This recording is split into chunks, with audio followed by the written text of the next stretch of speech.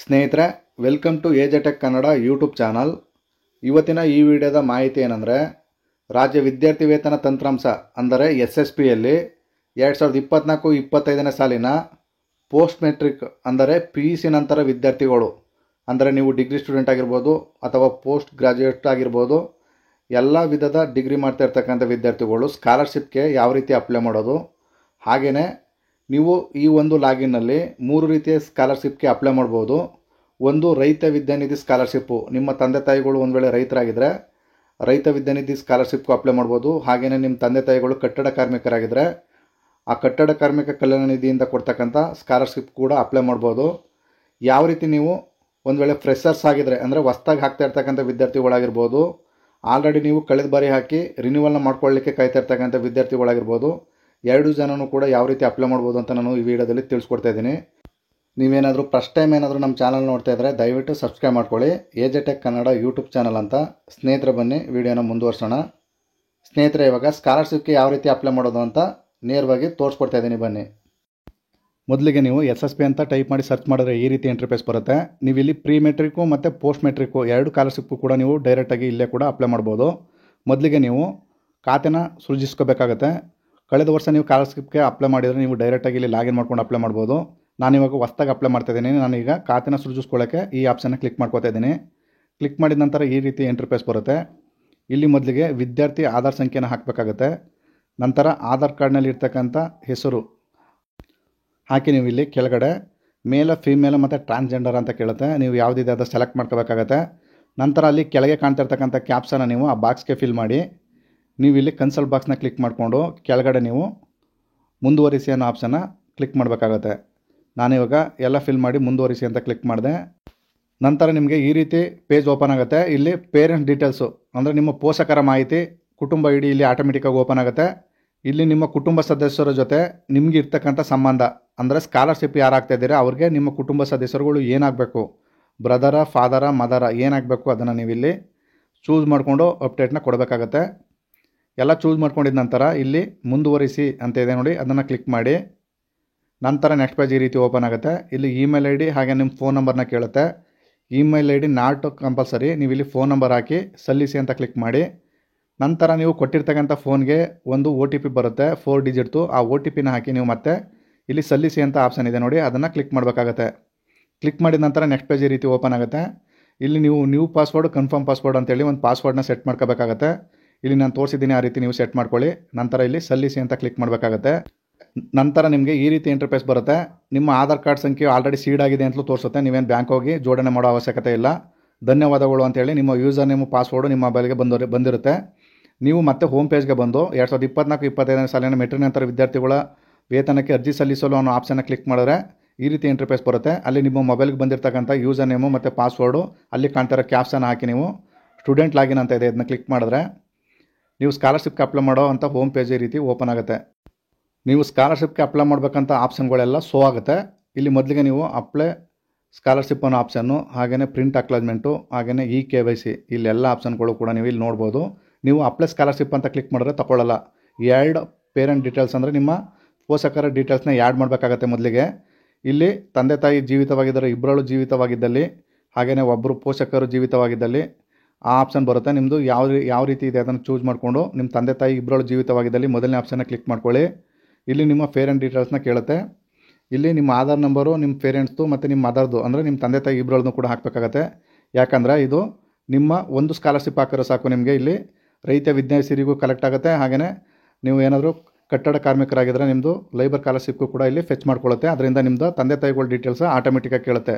ನೀವು ಒಂದು ಸ್ಕಾಲರ್ಶಿಪ್ಗೆ ಅಪ್ಲೈ ಮಾಡಿದ್ರೆ ಆಟೋಮೆಟಿಕ್ಕಾಗಿ 3 ಸ್ಕಾಲರ್ಶಿಪ್ಗೂ ನಿಮಗೆ ಅಪ್ಲೈ ಮಾಡ್ದಂಗೆ ಆಗುತ್ತೆ, ಒಂದು ವೇಳೆ ನೀವು ಅದಕ್ಕೆ ಎಲಿಜಿಬಲ್ ಇತ್ತು ಅಂದರೆ.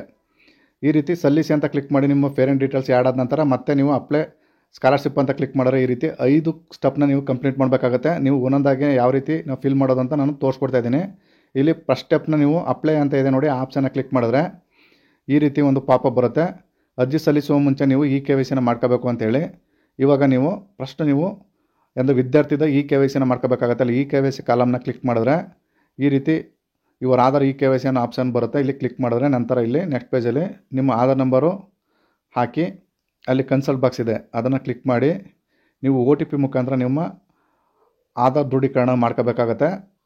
OTP ಸೆಂಡ್ ಅಂದರೆ ನಿಮ್ಮ ಆಧಾರ್ ರಿಜಿಸ್ಟರ್ಡ್ ಮೊಬೈಲ್ಗೆ OTP ಬರುತ್ತೆ. ಆ OTPನ ಆ ಬಾಕ್ಸ್ಗೆ ಹಾಕಿ ನೀವು ಸಲ್ಲಿಸಿ ಅಂತ ಕ್ಲಿಕ್ ಮಾಡಬೇಕಾಗತ್ತೆ. ನಂತರ ಅಲ್ಲಿ ನಿಮ್ಮ ಫೋಟೋ ಶೋ ಆಗುತ್ತೆ ಮತ್ತು ಅಲ್ಲಿ ಕನ್ಸಲ್ಟ್ ಬಾಕ್ಸ್ನ ಕ್ಲಿಕ್ ಮಾಡಿ ನೀವು ಸೇವ್ ಅಂತ ಮಾಡಬೇಕಾಗತ್ತೆ. ಡಾಟಾ ಸೇವ್ಡ್ ಸಕ್ಸಸ್ಫುಲಿ ಅಂತ ಈ ರೀತಿ ಪಾಪಪ್ ಬರುತ್ತೆ. ನೀವು ಓಕೆ ಅಂತ ಮಾಡಿ.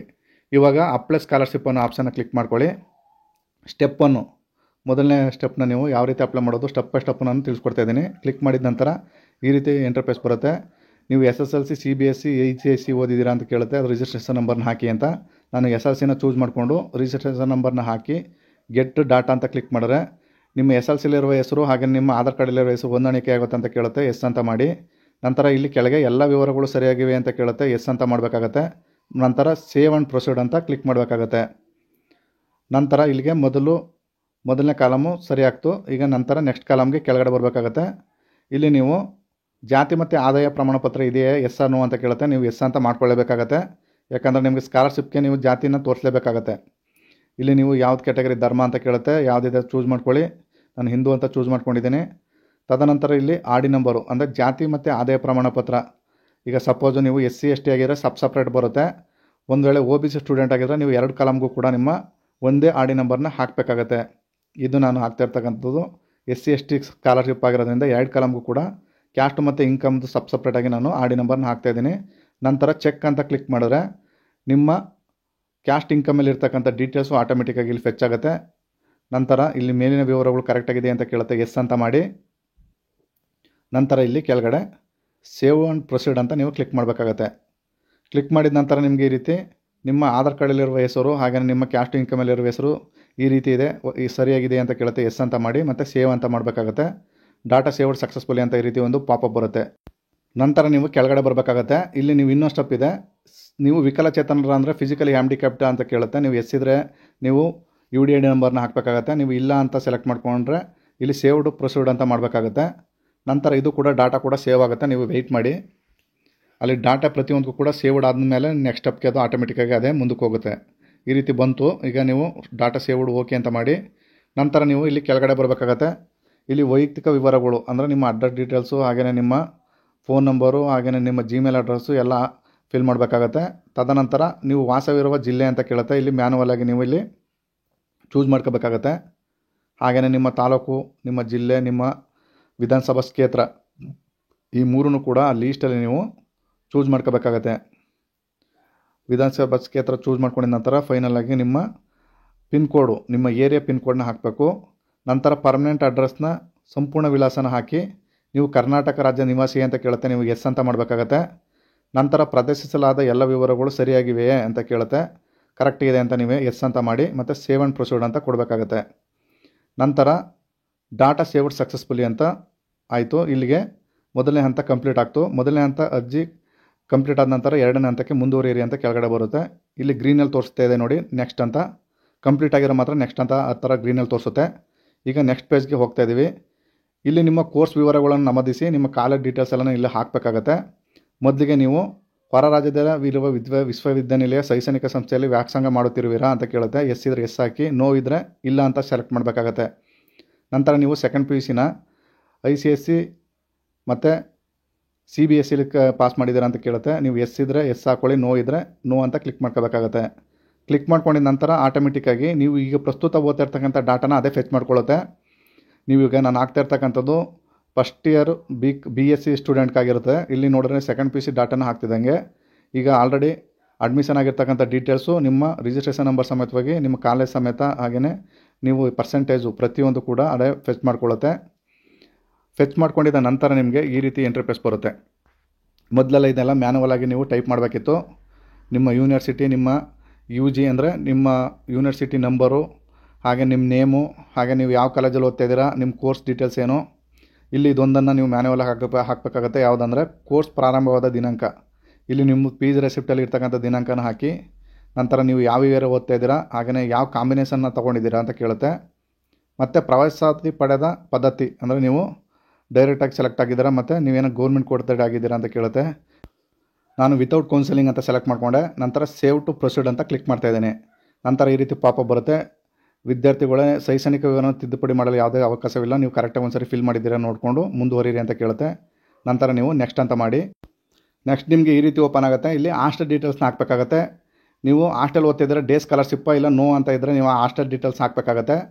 ಎಸ್ ಅಂತ ಇದ್ದರೆ ಏನು ಹಾಕೋ ಅವಶ್ಯಕತೆ ಇರಲ್ಲ. ನೀವು ಹಾಸ್ಟೆಲಲ್ಲಿ ಓದ್ತಾ ಇಲ್ಲ ಅಂತಂದರೆ ಡೇ ಸ್ಕಾಲರ್ಶಿಪ್ನ ಚೂಸ್ ಮಾಡ್ಕೊಳ್ಳಿ. ನಂತರ ಇಲ್ಲಿ ಒಂದು ಪಾಪಪ್ ಬರುತ್ತೆ. ನೀವೇನಾದರೂ ಹಾಸ್ಟೆಲ್ ವಿದ್ಯಾರ್ಥಿಗಳಾಗಿದ್ದರೆ ನೀವು ಹಾಸ್ಟೆಲ್ ಡೀಟೇಲ್ಸ್ನ ಅಪ್ಲೋಡ್ ಮಾಡಬೇಕಾಗತ್ತೆ ಅಂತ ಒಂದು ಪಾಪಪ್ ಬರುತ್ತೆ. ನೀವು ಇದನ್ನು ಸಿಂಪಲಾಗಿ ಓದಿ ಓಕೆ ಅಂತ ಮಾಡಿ ನಂತರ ಇಲ್ಲಿ ಸೇವ್ ಅಂತ ಮಾಡಬೇಕಾಗತ್ತೆ. ಇದು ಯಾರೆಲ್ಲ ಹಾಸ್ಟೆಲ್ ವಿದ್ಯಾರ್ಥಿಗಳಲ್ಲ ಅವ್ರಿಗೆ ಮಾತ್ರ ಇದು. ಇಲ್ಲಿ ಅಪ್ಡೇಟ್ ಸಕ್ಸಸ್ಫುಲಿ ಅಂತ ಬರುತ್ತೆ. ಓಕೆ ಅಂತ ಮಾಡಿ ನಂತರ ನೆಕ್ಸ್ಟ್ ಅಂತ ಮಾಡಬೇಕಾಗತ್ತೆ. ಇಲ್ಲಿಗೆ ಫೈನಲ್ ಹಂತಕ್ಕೆ ಹೋಗ್ತದೆ. ಇಲ್ಲಿ ನಿಮ್ಮ ಫಿಲ್ ಮಾಡಿರ್ತಕ್ಕಂಥ ಎಲ್ಲ ಡೀಟೇಲ್ಸು ಕೂಡ ಇಲ್ಲಿ ಶೋ ಆಗುತ್ತೆ. ನೀವು ಒಂದು ಸರಿ ರೀಡ್ ಮಾಡ್ಕೊಳ್ಳಿ. ತದನಂತರ ಇಲ್ಲಿ ಕೆಳಗಡೆ ಕನ್ಸಲ್ಟ್ ಬಾಕ್ಸ್ ಇದೆ, ಅದನ್ನ ಕ್ಲಿಕ್ ಮಾಡಿ ನೀವು ಸಬ್ಮಿಟ್ ಮಾಡಬೇಕಾಗತ್ತೆ. ಈಗ ಸಬ್ಮಿಟ್ ಮಾಡಿದ್ರೆ ಇದು ತಗೋತಾ ಇಲ್ಲ.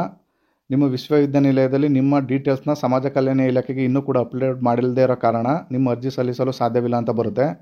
ನೀವು ಈ ರೀತಿ ಆಯಿತು ಅಂದರೆ ನೀವು ಮತ್ತೆ ಅಪ್ಲೈ ಮಾಡೋ ಅವಶ್ಯಕತೆ ಇಲ್ಲ. ಫೈನಲ್ ಸ್ಟೇಜಲ್ಲಿ ಆಲ್ರೆಡಿ ಅರ್ಜಿ ಇರುತ್ತೆ. ನೀವು ನಿಮ್ಮ ಕಾಲೇಜಿಂದ ಡಾಟಾ ಎಲ್ಲ ಅಪ್ಲೋಡ್ ಮಾಡಿದ ನಂತರ ನೀವು ಕೇವಲ ಸಬ್ಮಿಟ್ ಮಾಡಿದ್ರೆ ಸಾಕು, ನಿಮ್ಮ ಡಾಟಾ ಆಟೋಮೆಟಿಕ್ಕಾಗಿ ಸಬ್ಮಿಟ್ ಆಗುತ್ತೆ. ಈಗ ಒಂದು ವೇಳೆ ನೀವು ಇಷ್ಟೆಲ್ಲ ಆದ ನಂತರ ಮತ್ತೆ ನೀವು ಸ್ಕಾಲರ್ಶಿಪ್ಗೆ ಅಪ್ಲೈ ಮಾಡೋಕ್ಕೆ ಹೋಮ್ ಪೇಜ್ಗೆ ಬಂದು ಅಲ್ಲಿ ಅಪ್ಲೈ ಪೋಸ್ಟ್ ಮೆಟ್ರಿಕ್ ಸ್ಕಾಲರ್ಶಿಪ್ ಅಂತ ಆಪ್ಷನ್ನ ಕ್ಲಿಕ್ ಮಾಡಿದ್ರೆ ನಿಮಗೆ ಇಲ್ಲಿ ತೋರಿಸ್ತಾ ಇದೆ ನೋಡಿ, ಎಲ್ಲ ಗ್ರೀನ್ ಇಂಕಲ್ಲಿದೆ ಎಲ್ಲ ಸ್ಟೇಜು ಕೂಡ. ಫೈನಲ್ ಸ್ಟೇಜ್ ಮಾತ್ರ ಒಂದು ಇನ್ನೂ ಕೂಡ ಸಲ್ಲಿಕೆ ಆಗಿಲ್ಲ ಅದರಿಂದ ಅದು ಇನ್ನೂ ಕೂಡ ಆರೆಂಜ್ ಕಲರಲ್ಲಿ ತೋರಿಸ್ತಾ ಇದೆ. ಈಗ 4 ಸ್ಟೆಪ್ಪು ಕೂಡ ಕಂಪ್ಲೀಟ್ ಆಗಿದೆ. ನಿಮ್ಮ ಕಾಲೇಜಿನಿಂದ ಅಪ್ಲೋಡ್ ಮಾಡಿದ ನಂತರ ನಿಮ್ಮ ಬೋನಫೈಡ್ ಡೀಟೇಲ್ಸ್ನ ಸಮಾಜ ಕಲ್ಯಾಣ ಇಲಾಖೆಗೆ ಕಳಿಸ್ತಾರೆ. ತದನಂತರ ನೀವಿಲ್ಲಿ ಫೈನಲ್ ಸಬ್ಮಿಟ್ನ ಮಾಡಿ ನೀವು ಯಶಸ್ವಿಯಾಗಿ ಸಬ್ಮಿಟ್ನ ಮಾಡ್ಬೋದು ಮತ್ತು ಅಕ್ಲಾಜ್ಮೆಂಟ್ನ ಕೂಡ ಡೌನ್ಲೋಡ್ ಮಾಡ್ಕೋಬೋದು. ಸ್ನೇಹಿತರೆ, ಈ ರೀತಿ ಪ್ರತಿಯೊಬ್ಬರು ಕೂಡ ಮನೆಯಲ್ಲೇ ಕೂತು ನಿಮ್ಮ ಸ್ಕಾಲರ್ಶಿಪ್ಗೆ ನಿಮ್ಮ ಮೊಬೈಲ್ ಮುಖಾಂತರನೂ ಕೂಡ ಅಪ್ಲೈ ಮಾಡ್ಕೋಬೋದು. ಈ ರೀತಿ ಈಜಿ ಸ್ಟೆಪ್ನಲ್ಲಿ ನಾನು ಹೇಳಿದಂಥ ಎಲ್ಲ ಸ್ಟೆಪ್ನು ಫಾಲೋಅಪ್ ಮಾಡಿಕೊಂಡ್ರೆ ನಿಮ್ಗೆ ಖಂಡಿತವಾಗೂ ಯಶಸ್ವಿಯಾಗಿ ಅರ್ಜಿನ ಹಾಕ್ಬೋದು. ಸ್ನೇಹಿತರೆ, ಇದಾಗಿತ್ತು ಮಾಹಿತಿ. ಈ ಮಾಹಿತಿ ನಿಮ್ಗೆ ಇಷ್ಟವಾಗಿದ್ದರೆ ದಯವಿಟ್ಟು ನಮ್ಮ ಚಾನಲ್ನ ಸಬ್ಸ್ಕ್ರೈಬ್ ಮಾಡ್ಕೊಳ್ಳಿ. ಇದೇ ಥರದ ಇನ್ಫಾರ್ಮೇಟಿವ್ ವೀಡಿಯೋಗಳ ಮಾಡ್ತಾ ಇರ್ತೀನಿ. ಇಲ್ಲಿ ತನಕ ವೀಡಿಯೋ ನೋಡೋದಕ್ಕೆ ಎಲ್ಲರಿಗೂ ಧನ್ಯವಾದಗಳು. ನಮಸ್ಕಾರ ಸ್ನೇಹಿತರೆ.